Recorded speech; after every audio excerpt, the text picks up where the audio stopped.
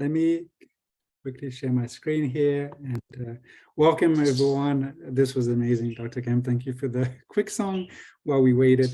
My name is Charles Vilmeren, the CEO and co-founder of Link Senior. Just a few housekeeping reminder before we start our third session today, which is that we can earn up to 3 NAB, NCAP, NCTRC, and or NCCDPC credits today. To earn the credit, you need to attend the full session, so as few as 1, but as many as 3. Please fill out the survey no later than midnight on Friday 24th, which is in a couple of days, so that we can process your certificate of attendance and again issue up to these 3 CUs. Please note that due to the large number of attendees, we'll send a certificate via email throughout of next week. So please be patient, and if you haven't received your certificate on Friday at the end of that day, on March 3rd, please contact us at webinars@linkedsenior.com. As a reminder, this session is being recorded, so you'll be able to share that with your team as well afterwards if you wish. Most of us are very comfortable with Zoom, but as a quick reminder, we can use the chat to share ideas and topics with the audience. But if we have something more specific that we want to ask the panelists, please make sure to use the Q&A feature. And again, something I forgot to say about the chat is if we want our contribution to be shared with everyone, please make sure to select everyone in the dropdown so that everyone can benefit from your contribution. Without further ado, very excited to welcome you all to our third session of today's Validation World Congress. This is going to be moderated by Rita Altman, Senior Advisor, Memory Care and Program Services with Sunrise Senior Living. And we're going to talk about person-centered care methods rooted in empathy. Rita, I'll let you take it over from here. Thank you so much for joining us today. Great, thank you. And welcome everyone to session 3. During this session, you are going to hear a lot about creating a validating atmosphere that promotes well-being. Everything from engaging in really meaningful activities with the Montessori approach, learning about the 7 domains of well-being, along with some really transformational approaches, and also a focus on what we can do to reduce antipsychotic usage by really tuning into the basic human needs and some of the root causes of distress. So now it is my honor and my pleasure to introduce Dr. L. Power and Dr. Cameron Camp, who are both really well-known authors and truly inspirational thought leaders in the field of dementia care. And they'll do a self-introduction for us, and then we'll get started. Al, take it away. Want me to take it? Okay, thanks, Cameron. Hi, everybody. I'm Al Power. I'm based in Rochester, New York, a geriatrician by training. Just very quickly, my career has been a series of happy accidents. I stumbled from private practice into geriatrics a little over 30 years ago, stumbled into the culture change movements, hooking up with Pioneer Network, Eden Alternative, Greenhouse Project very much early on, which really is important, as I'll explain later, in transforming approaches. But also began questioning the use of antipsychotics as a practicing geriatrician, and was surprised to notice that I gave my first talk on reducing antipsychotics actually in the late 1990s. I'd never heard of Tom Kitwood. I'd never heard of Naomi Feil. I'd never heard of Cameron Camp. I didn't know what the heck I was doing. All I knew was I didn't like what these drugs were doing, and I was trying to come up with reasons to do otherwise. And I kept thinking about it and trying and erroring, and finally began to focus about 15 years ago when it really became a source of conflict that people thought I wasn't prescribing enough drugs, and I had to come up with a better way to explain. And so that was my journey toward writing a book and trying to figure out a new approach, a new way of seeing dementia, and that led to another career where for the past 15 years I've been traveling around the world and giving seminars and learning. And of course, the best people for teaching and for busting stigma are people like we heard at the beginning of the afternoon. People like Myra and Naomi, who can actually talk about their experience with aging, with cognitive change, and help us to learn. So that's what I've been doing for a long time. I'm up actually in Canada right now. I work part-time for the UW, the Schlegel University of Waterloo Research Institute for Aging. And I'm also, like Cameron, a lover of music, and actually at this point in my career, moving more toward musical life. I just released my 4th CD last month, and returning to my jazz studies at the Eastman School and doing many other things. So I think that also gives me a different way of looking at the world, and I try to harness that any way I can. Anyway, I'm turning over to Cameron. Thank you, Al. I'm Cameron Camp, a rogue psychologist. I was in academia. I walked away from a tenured full professorship, which you're not supposed to do, because I wanted to be more relevant and to help people. I am Director of Research and Development for the Center for Applied Research in Dementia. And most, I guess, I'm known for is translating the Montessori method into a way of approaching working with persons with dementia. There are a number of parallels with this approach and with validation. I think they go hand in hand. I also have roots in Cleveland. I used to bump into Naomi at Menorah Park, where I was director of the Myers Research Institute. It's about 300 feet away from Montefiore, where she worked, and her father, I believe, was medical director. So again, lots of roots. And I think a key element of our approach is that we really emphasize the capacity of persons with dementia to learn. And so the last question that was asked for from Hendy in terms of application of these techniques to persons with dementia is a perfect bridge for what we're going to be talking about today. Beautiful, and we can't wait to get into it and hear it all.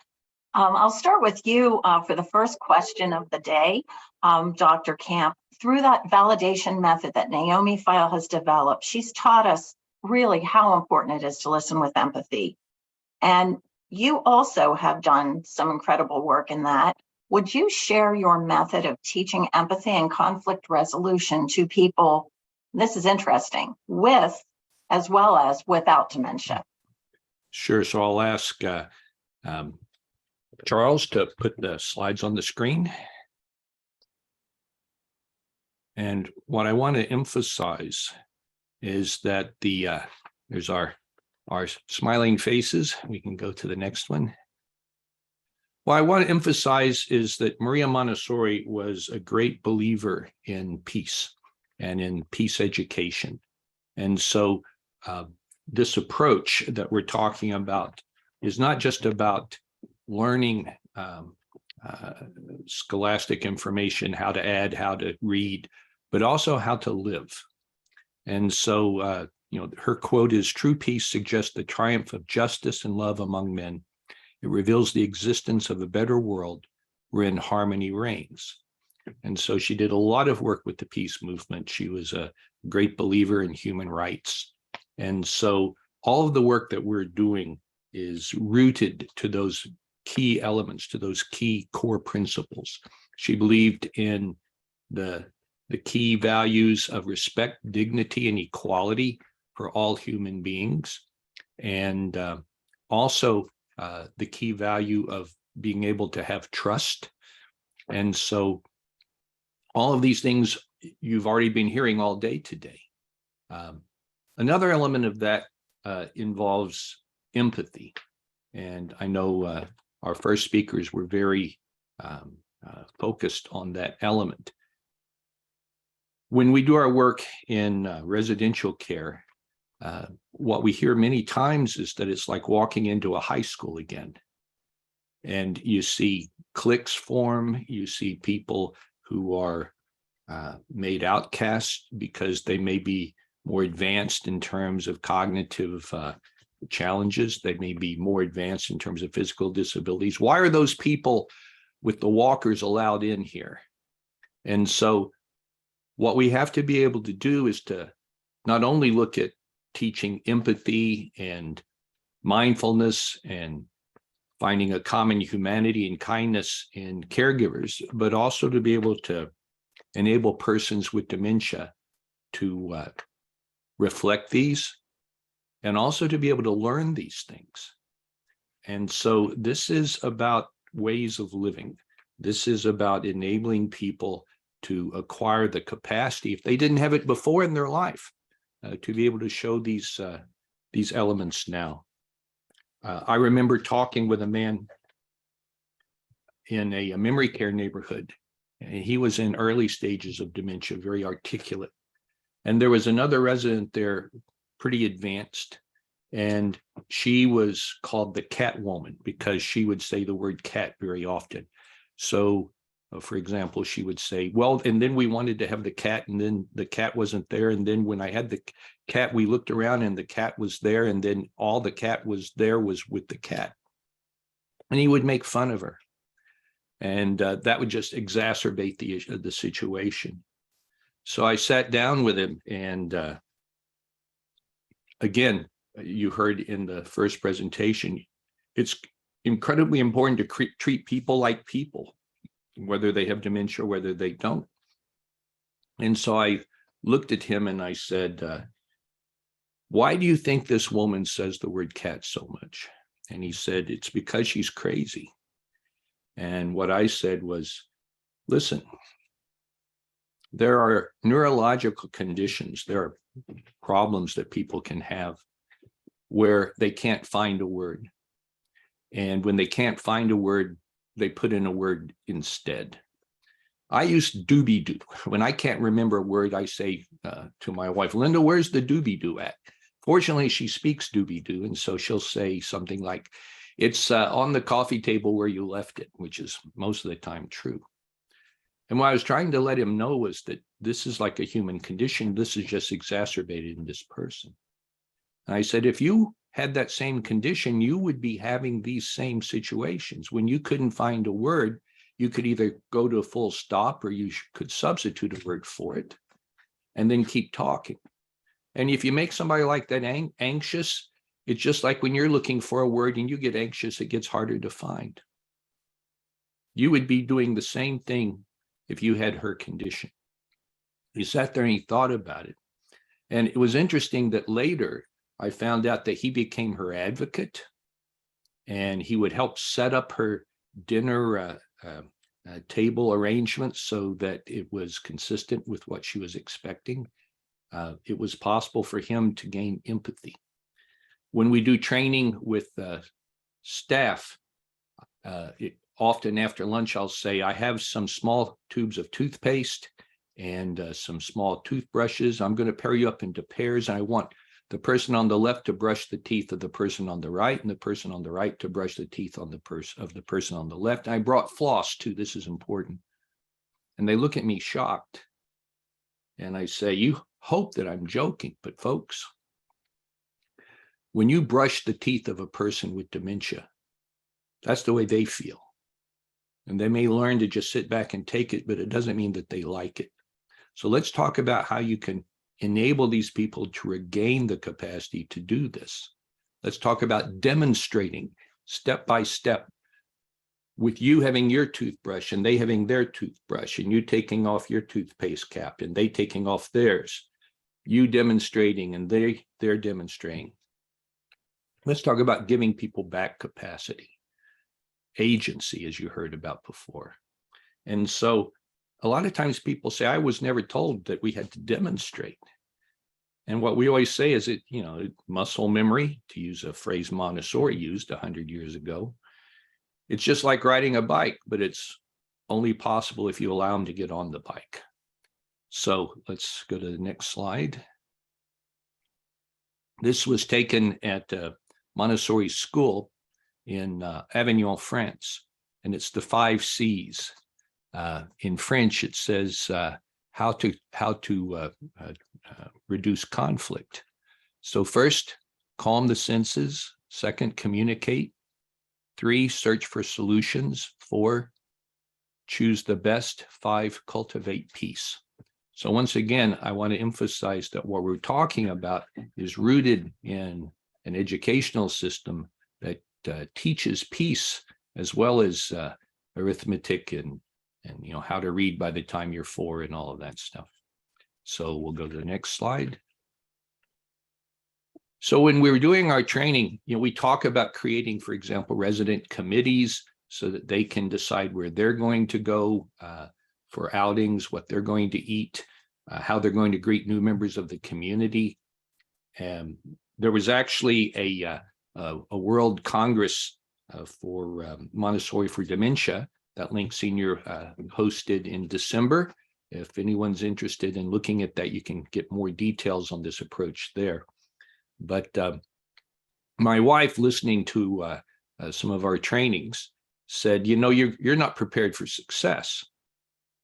What happens if you have these communities of individuals who are taking control over their own lives and expressing their interest and their personal preferences? You're going to have people coming into conflict.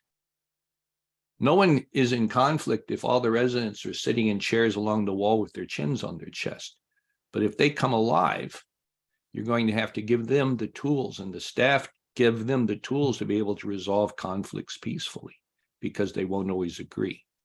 And so that was the inspiration of this book, and it's the basis of what I'm kind of talking about today. My wife, Montessori teacher for more than 20 years, who had to teach 3-year-olds how not to hit each other and to set up peace corners and other tools. So we wrote this book on teaching empathy and conflict resolution to people with dementia. So that's the basis of this. So we'll go to the next slide.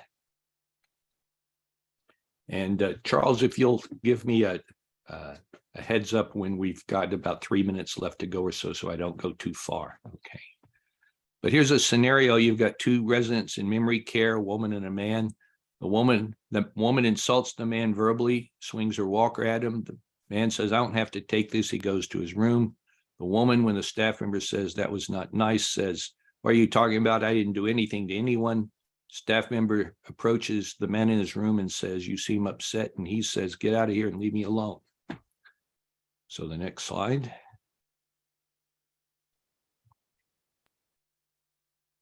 So the question is, of course, what to do. And to be good detectives, as I know Al will be talking about, we want to look for root causes. We want to know the people, and we want to be able to give these people, and within the community, have an atmosphere, have a culture where people have the tools and the expectation that conflicts can be resolved respectfully and peacefully. That has to become the norm. It's about culture change in the most profound sense of that word. So we'll go to the next slide. So what are some of these tools?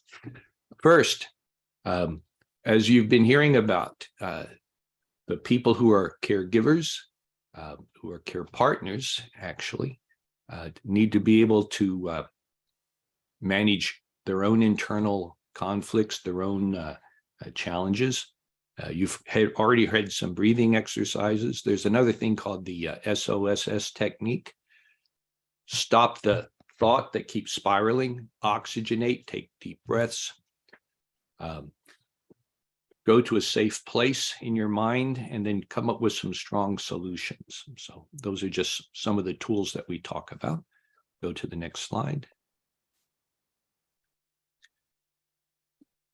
Other kind of tools, techniques. I gave you an example earlier of the woman who said cat, cat, and the guy I was talking to. How would you feel if? So, you know, how my wife with a 3-year-old, how would you feel if somebody hit you? What should you do? We can train people with dementia. Persons with dementia can still learn. It all depends on how we teach them. They can learn through conditioning. They can learn through repetition. They can learn procedures. You know, we teach people with dementia how to lead activities for persons with dementia. We can teach the procedures of just about anything. We can circumvent the memory deficits and enable people to learn procedures. And we can adapt it to the stage of the person. As you heard before, touch for a person with advanced dementia can still be a way of connecting, of reducing stress, moving slowly.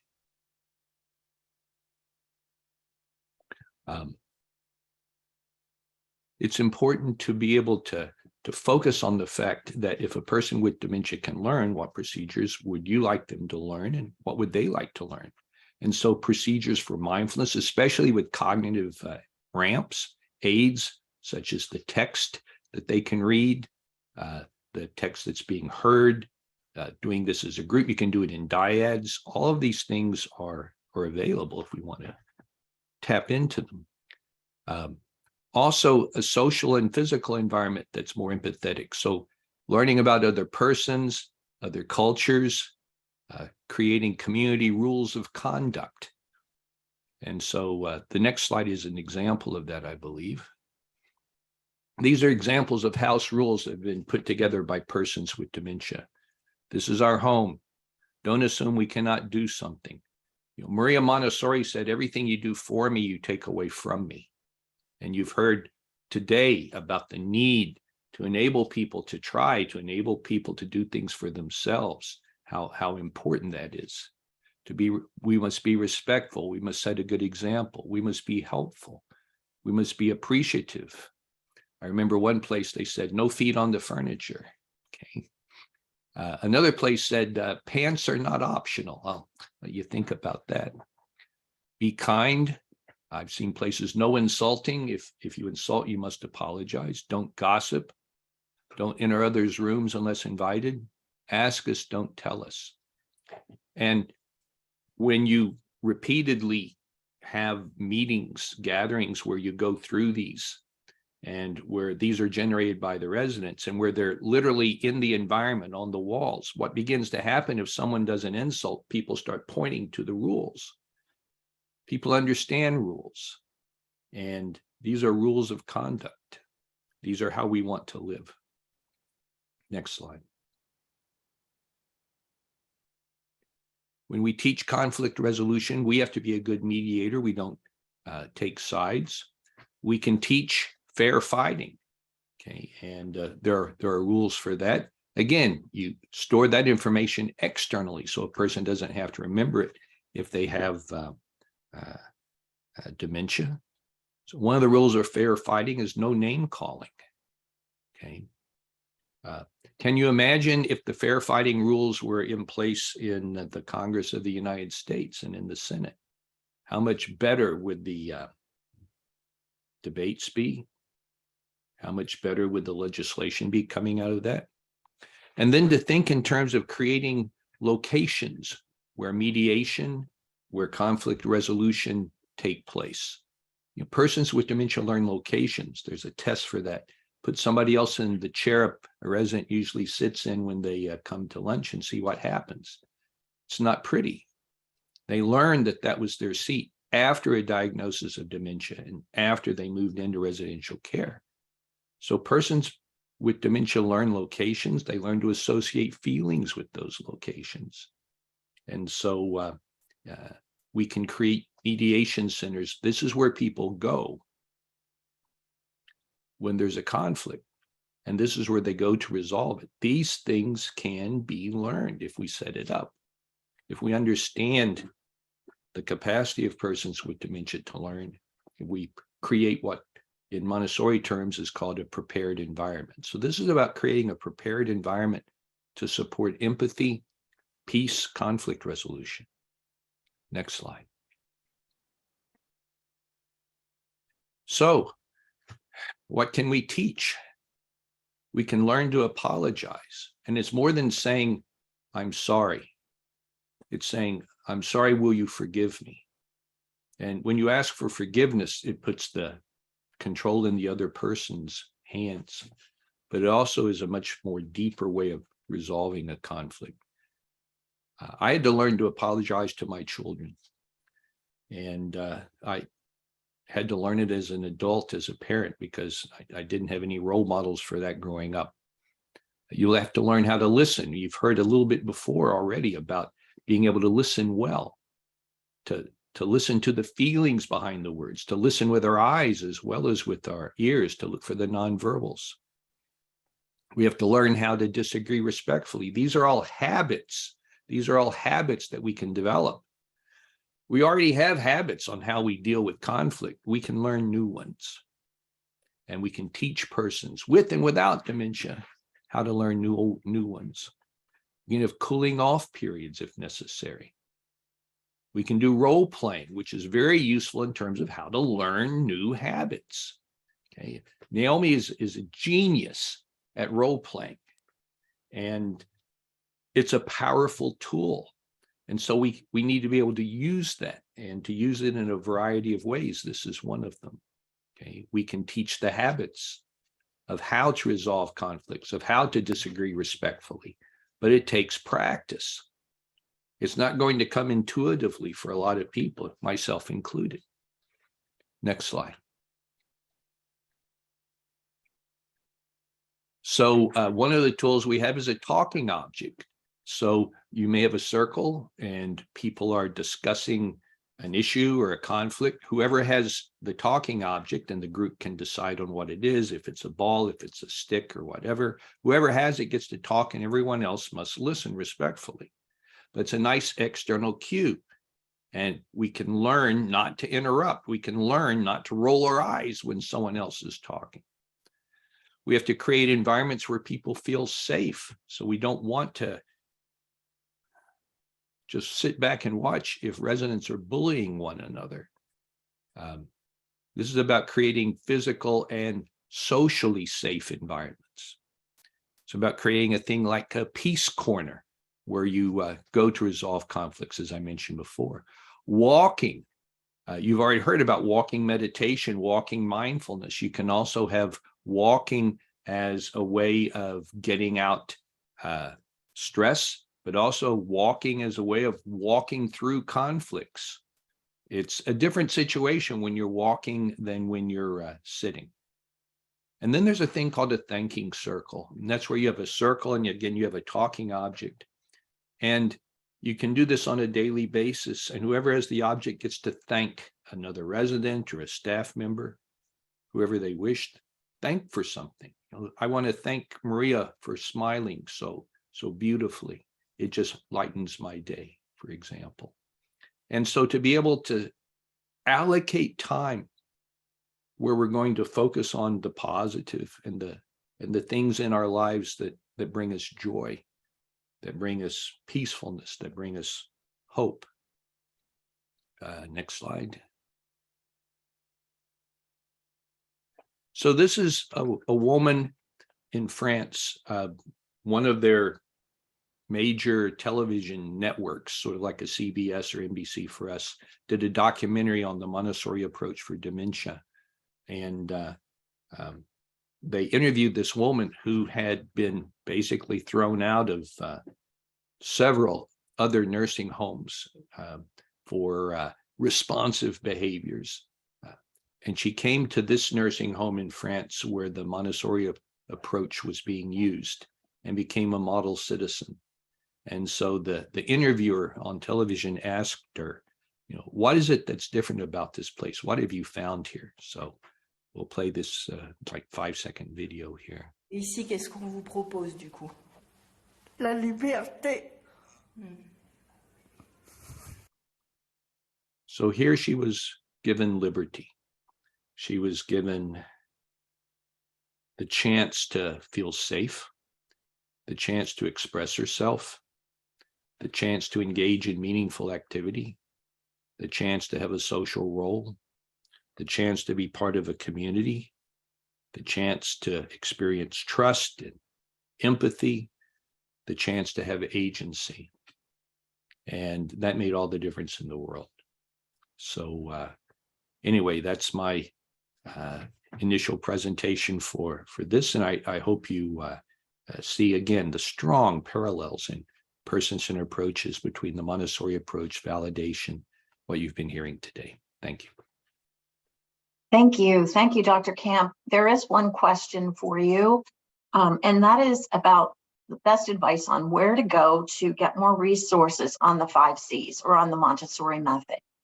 Sure. So we have a website, and there's in the chat books, in the chat box, there's some information. The website is the www.cen4ard.com. We have a lot of free resources as well, and that would be a good place to start. And you can email us with questions. We love to hear from people. We love to help people work through challenges as well. Thank you for that really informative presentation, because you really opened minds to all of the possibilities that are out there that sometimes we just don't think can happen, but they clearly can. And Yes. again, that empathetic approach is so key to that. Dr. Power, can we turn to you now to give us some information or describe your strengths-based well-being approach to dementia? Thanks, Rita, and thanks, Cameron, for that great presentation. Happy to be part of this. It's, time's limited. We only have an hour. And so I think what I'm going to do is give sort of a high level summary of what I have done. Not a lot of time for details, but there are resources where you can find out more. But I think it's mainly important to talk about the concepts behind what I do, a little bit of the process, but also what makes it a little bit different from maybe a lot of other dementia courses or education that you've taken that maybe hasn't quite helped you before. I wanted to just emphasize something that Cameron just said there once again. And I think one thing that is so important as a basic mindset for our talks is that people with dementia are very much whole people. People with dementia have the ability to learn, they have the ability to grow, they have the ability to continue to make a lot of determining choices in their lives. And the brain is working actively at all times. Even in the most advanced cases, people are responding to the world around them. They are expressing their responses in many different ways. And it's really up to us to use all of our empathic skills to try to figure that out. Charles has just a few slides, and I'll just have him put those up and talk a little bit about what this approach is about.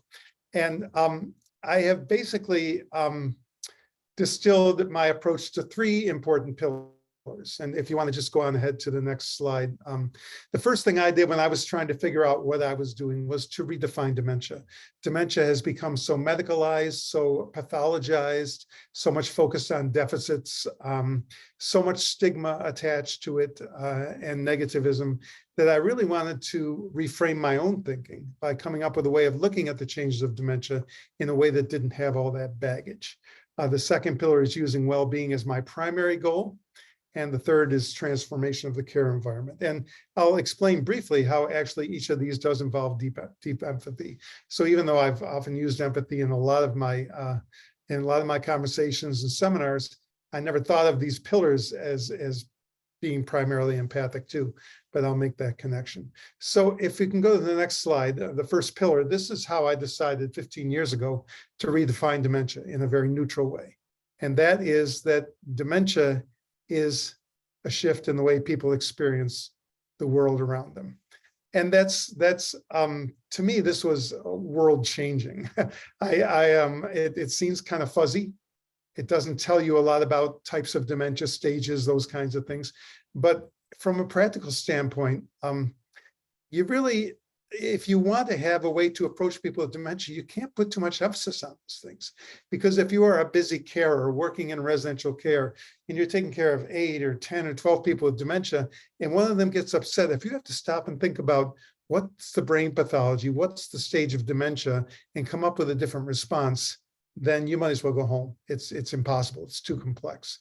What's better, I think, is to come up with a system that works with our basic humanity, which works with your deep knowing of that individual, because that's where it's really important. So instead of spending a lot of time, I spend some time because basic knowledge is good, but instead of spending as much time as many other education courses on all the types of dementia, all the brain pathologies, I really focus on the person and understanding the person's experience.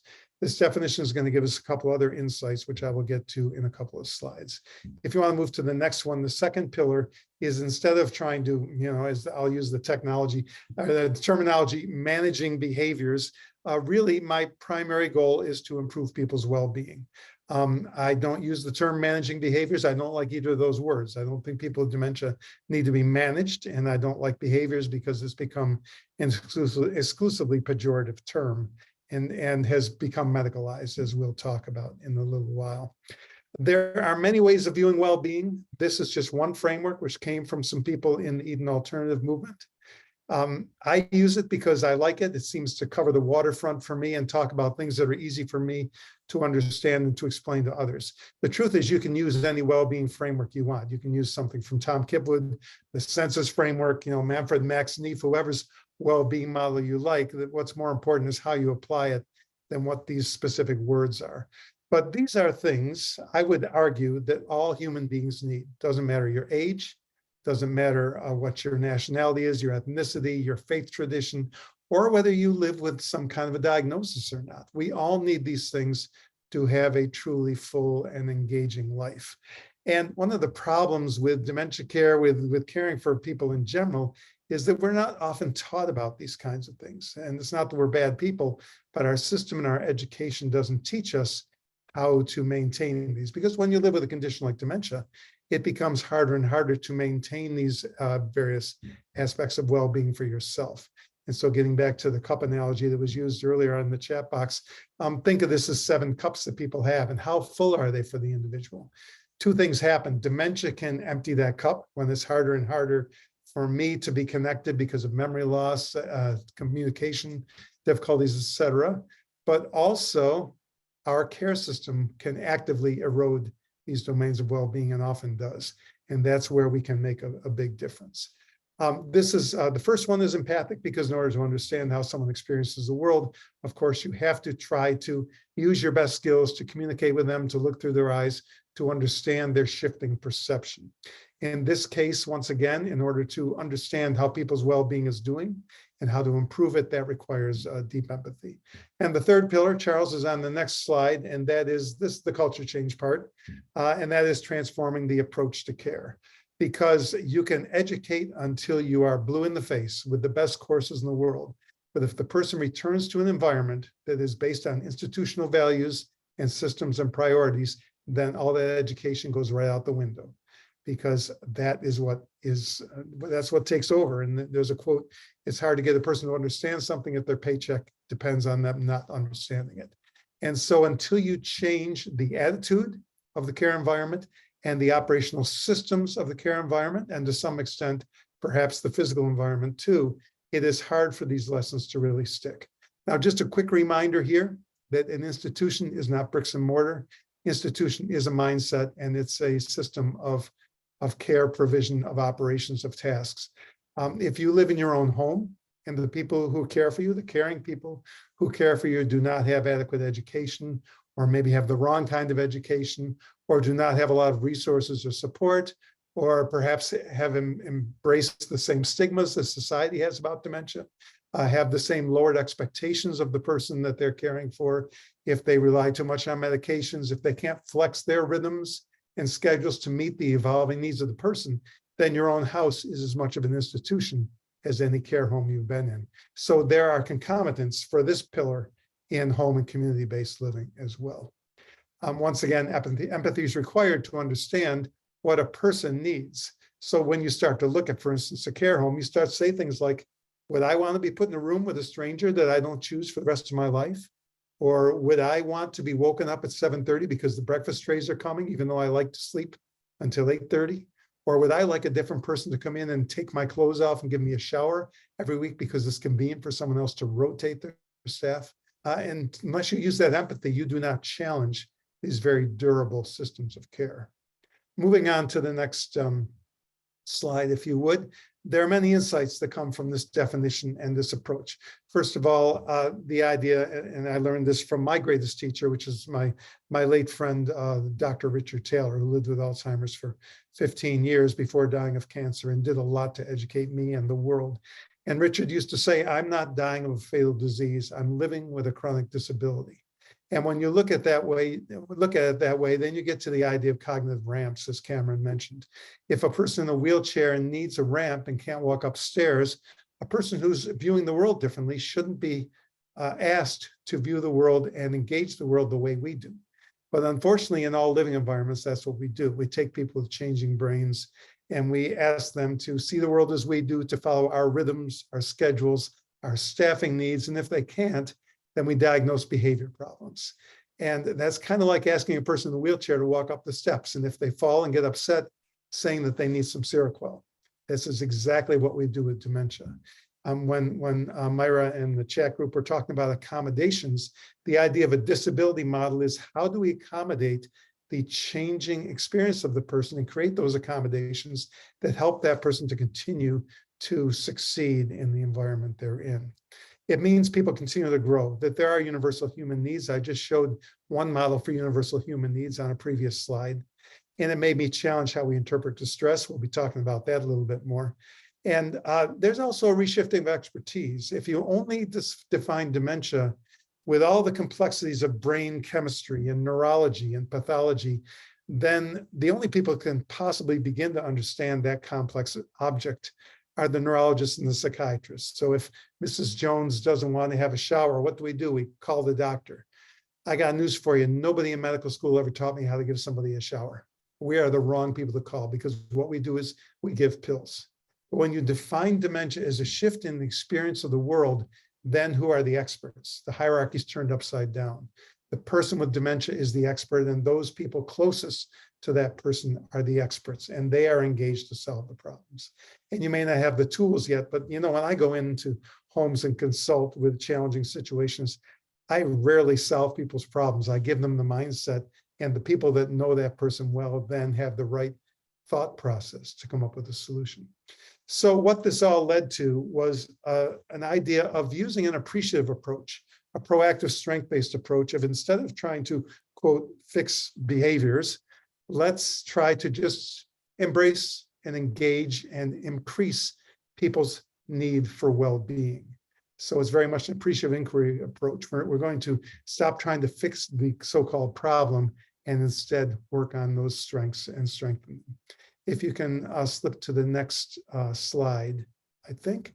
Yeah, before we get to what I said here, the basics of this sort of case conference method is really to learn about the person, learn about what the distress is all about, what the challenge is all about, and then look at that person through the lens of those 7 domains of well-being. And I start by breaking the group into 7 different groups, if there are enough people, or just looking at the 7 domains as drinking glasses and saying, okay, so how full is this person's glass for autonomy right now? How full is their glass for security, for meaning, for joy? And I've done this in a dozen countries around the world with very smart, caring people with lots of education. And they bring the toughest problems, that they can't seem to figure out. And it is rare for one glass in these sessions to be more than 30% full. And I can stop people right there before we even get to problem solving and say, everything you've learned, here are 7 essential areas of human need that our system does nothing about. Are you surprised that this person is still upset and that you're resorting to pills? And then the light bulb goes on, and now comes the hard part. The hard part is to stop trying to fix the problem.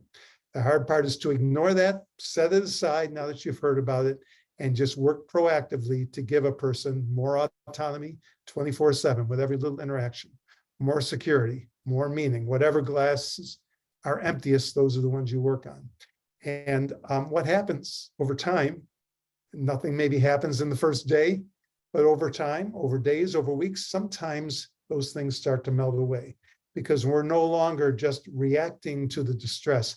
We're actually getting to deeper root causes. And I've come to believe that so often the root causes are in that lack of well-being.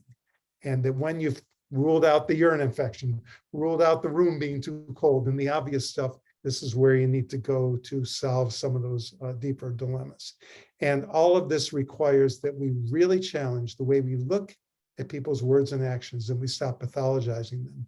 And one of the things I ask people to do, which is very hard, is to get rid of this whole mindset about behavioral and psychological symptoms of dementia. And that is going to be a key to our discussion that's coming up in antipsychotics. And we want a little time for that. So I'm going to stop right here, and I'm going to get on to the next part. Thanks very much, everybody. Well, thank you so much. I think a lot of us are going to become construction workers and start building more ramps. It's really, you can see it, you can feel it, and it makes so much sense. So thank you for that. I give staff homework. Build a ramp by the time I come back next week, and let's see what it is and how is it working. Yeah.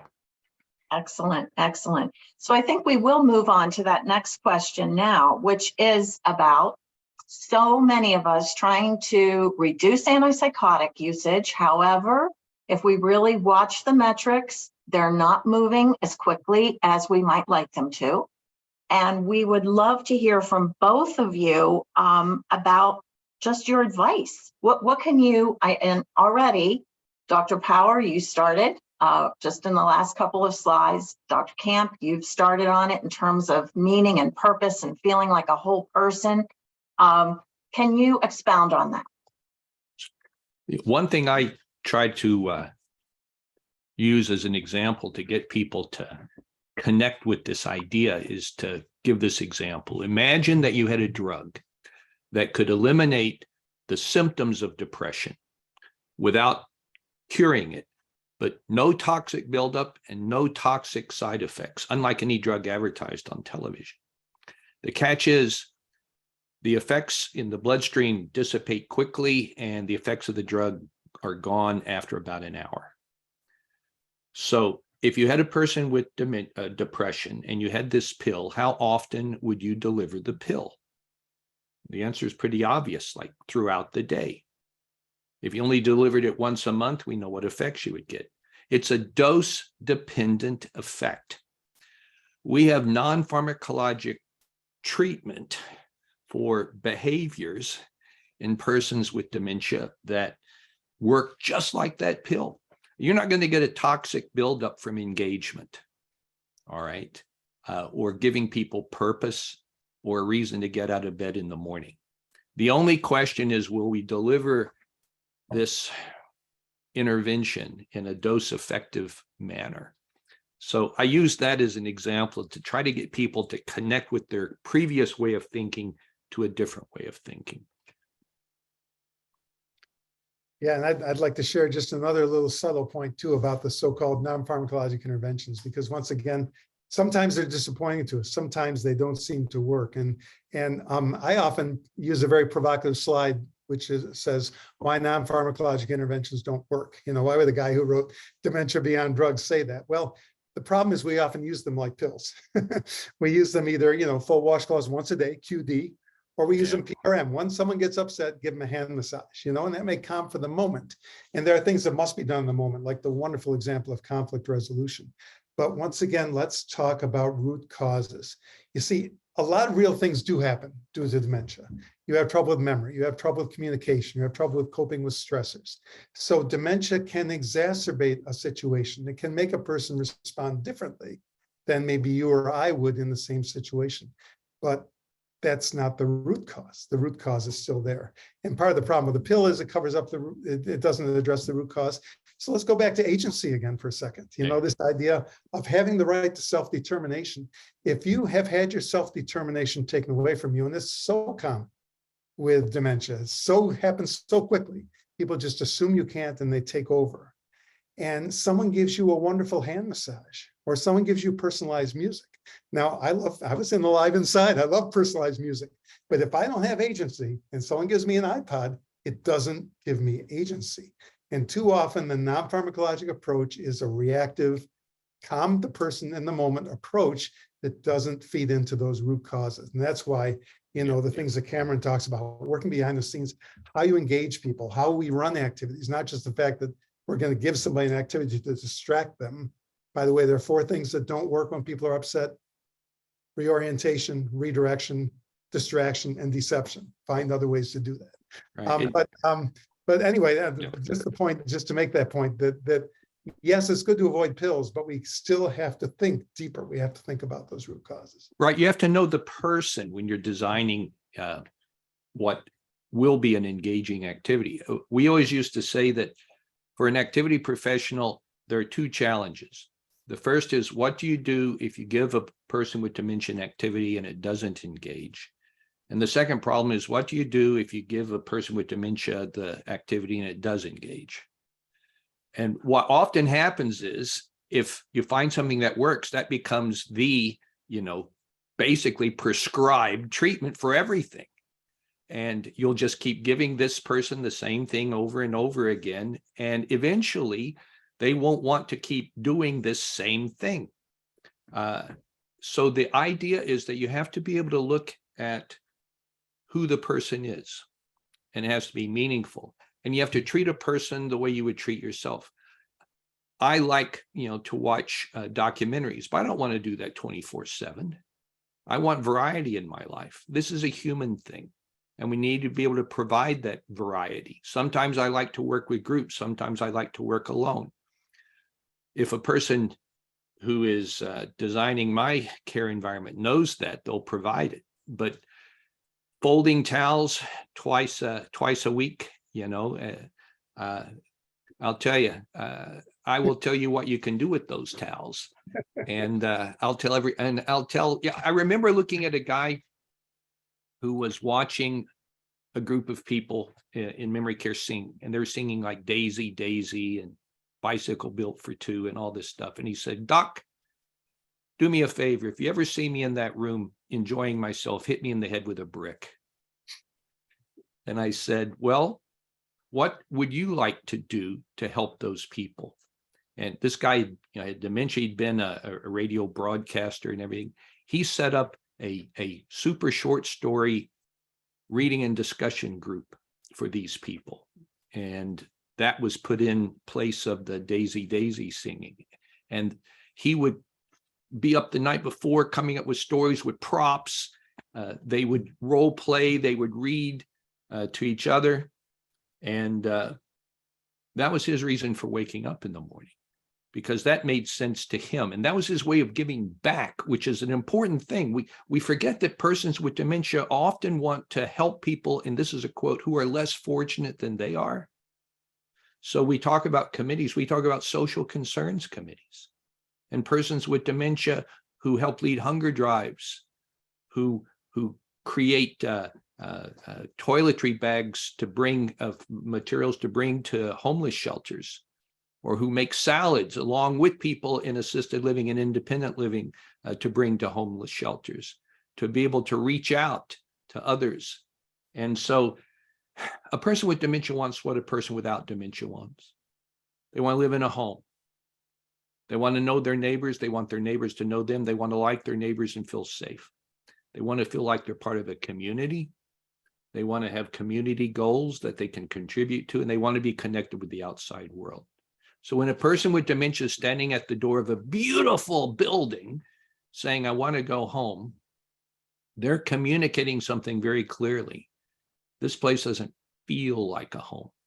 And the root cause of that behavior is the fact that they don't have the autonomy, they don't have the choice, they don't have the feeling of control of their lives or purpose.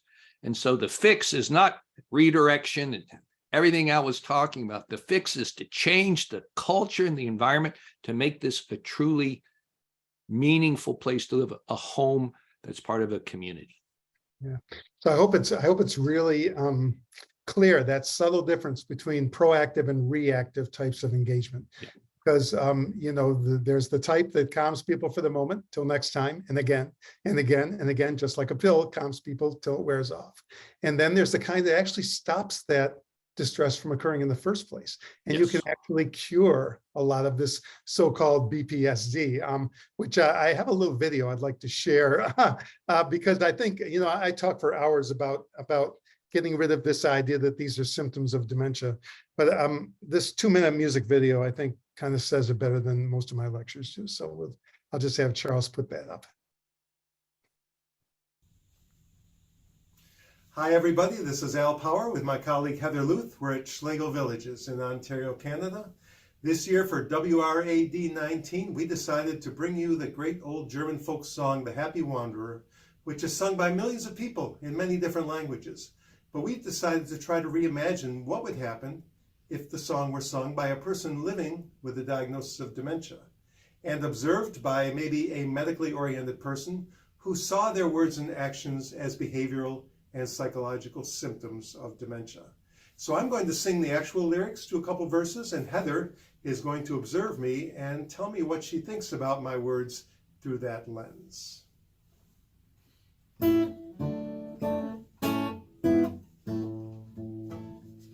I love to go wandering along the mountain track, and as I go I love to sing my knapsack on my back. Belderie, Beldera, Belderie, Beldera, ha ha ha ha.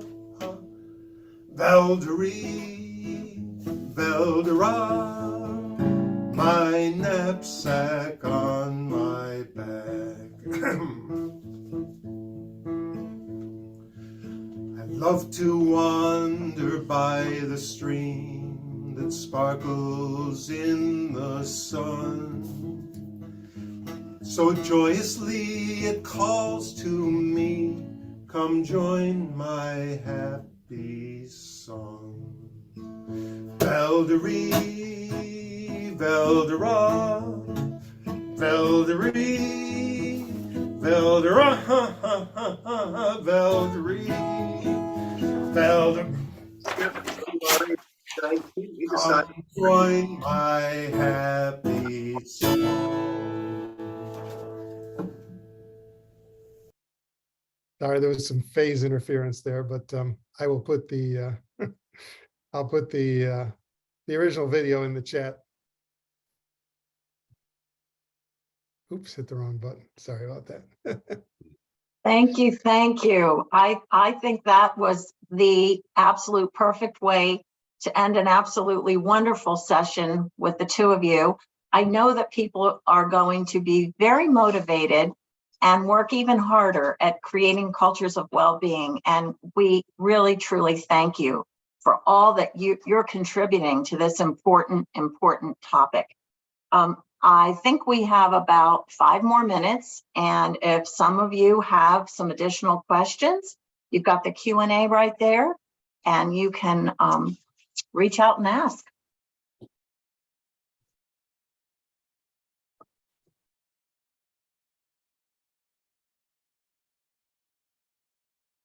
If you don't, I have one. Yeah. And that is for you, Dr. Power, to tell us a little bit more about why it's so important for communities to be dementia inclusive rather than dementia friendly. I made a comment about that in my second book, and really is, I'm very careful with language because I do believe that the words we choose not only reflect our worldview, but they often help, they either open or close our minds to different things. And that's why I do talk a lot about words. I think, unfortunately, the wording of dementia friendly, it always sounded a bit patronizing to me. And it reflected a reality that many communities that said they were being dementia friendly were actually not engaging people with dementia in that planning. They were doing it as using substituted judgment. And I'm trying to imagine a community trying to be inclusive of any other group of people and not asking them what they would want. But this is, of course, all too common with dementia. And I just think the word inclusive raises the bar at all aspects. A great place, a great example, one of the primary examples, which I got to visit, is Kiama, which is a town south of Sydney, Australia. And they have, they call it dementia friendly Kiama, but they are truly inclusive. And they have a board of advisors living with dementia, and they have people from that board also sitting on the main board. And they engage people at every level in determining what people need, what areas of town they need to access, which ones are easy to access, which ones are difficult, where they should prioritize their community redevelopment to meet the needs of those people. And once again, just going back, this kind of brings us full circle to Myra and Naomi, and that is, we need to hear the voices of the people who are living with the diagnosis. They're the only experts. I'm not an expert. I'm a student of dementia. I don't know what it's like to have a changing brain. Sometimes I get an idea if I get some jet lag or don't get a good night's sleep. I get a little clue, but it's not the same. And until we engage and understand, as we did in this first session this morning so powerfully, what people feel, what they need, what they experience, we can't make it better. So true. So true. And Dr. Camp, one more for you, because we have 2 more minutes, which are flying like seconds now. Okay. How do we get the rest of the care home to get involved? How do we start to frame things as being more fun and less task focused? Right. I always say that to have real traction, activity staff have to be able to deal with the people who write the checks, and they have to make themselves relevant. And if not, you're a nice person who can be ignored. But it can be done pretty straightforwardly, because a place where people are engaged is an easier place for a tour. It is a place where we have higher satisfaction, less job turnover. We have the data to show that. Charles talks a lot about the good return on investment for engagement. You can talk about the drop in the use of psychotropic medications so that you can get better inspections and better reports from CMS. You can talk about a touring committee of residents who help guide tours for the marketing department, which will get you a higher success rate at signing contracts. You have to be able to speak the language of the people who make the decisions. Fortunately, you can do that, but it means you have to get out of your comfort zone, and you have to be able to think in terms of what's going to motivate a person who counts beans. We will all tuck that away and work on it. And again, thank you both, Dr. Power, Dr. Cameron Camp. We have enjoyed everything you've said. The responses have just, you have resonated with everyone. And they're all feeling, I think, even more passionate about the great work that they do. Thanks to you. Excellent. Charles? Thank you all for an amazing presentation. Rita, thank you for this panel. Dr. Camp and Dr. Power, as some of the people in the audience in the chat was saying, it's exciting to see you both together. You're quite amazing experts on the topic, so it's an honor to have hosted this session 3. Feel free to stick around. We have a happy hour now. It's going to be led by Brian Reif from NCAP, and Vicky, if you don't mind joining us again. We're excited to have a little bit of fun all together.